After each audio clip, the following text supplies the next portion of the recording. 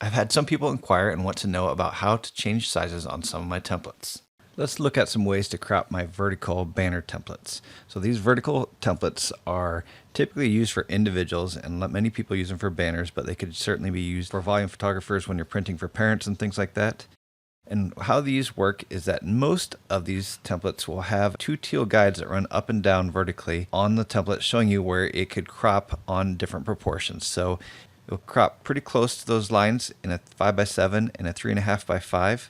So as long as you keep the subject and the name and text within those lines, you'll be fine on all standard prints. If you're printing something a little bit different, like a panoramic or maybe a 3x5 foot banner, 3x5 is different than a 3.5x5. So for example, if I was making this into a 3x5 foot banner, so what I want to do first is make sure my crop tool has that delete crop pixels unchecked, so nothing's going to be disappearing when I crop it. And then I'm going to go into my image, and I'm going to go to my image size, not canvas size first. I'm going to go to image size. I'm going to make this the actual size of that I want to make it. So I'm going to go to image size, which is Alt Control I for a PC or Option Command I for a Mac. And so I can change this into the 3 foot by 5 foot banner. So 60 inches.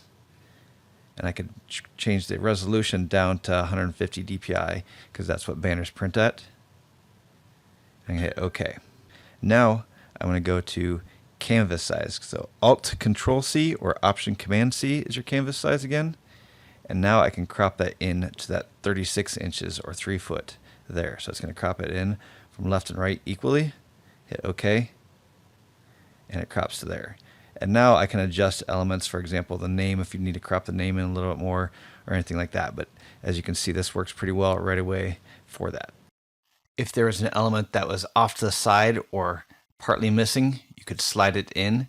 None of the element will be deleted because you originally unchecked that delete crop pixels.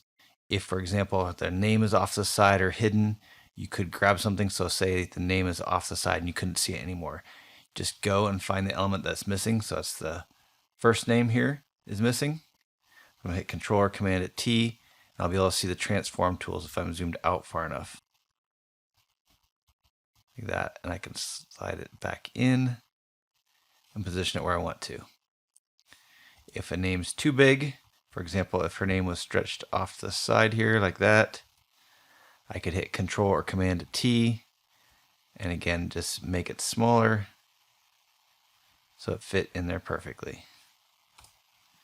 So you can resize any element or text with your transform tool, Control or Command T. Let me go back here a step and teach you how to make those guides if they're not in there. So these are the two teal guides here that run up and down vertically on the template. If they're not there when you get a background, they might be an older template. And so in order to create those, I need to see my ruler tool. If you don't see your ruler tool up and down the sides here, you can hit Control or Command R, which will show or hide your ruler tool.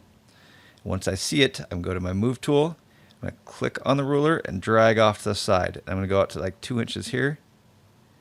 And I'm going to come in 2 inches from the outside. So 22 and 2. And that could give you your guides to where it's going to crop it. From an 8x10 proportion down to a 5x7 or 4x6.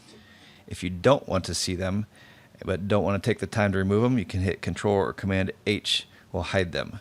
And to bring them back again, it's just Control or Command H will bring them back. Well, I hope this helps you create and change any of the Game Changer templates into any size you need.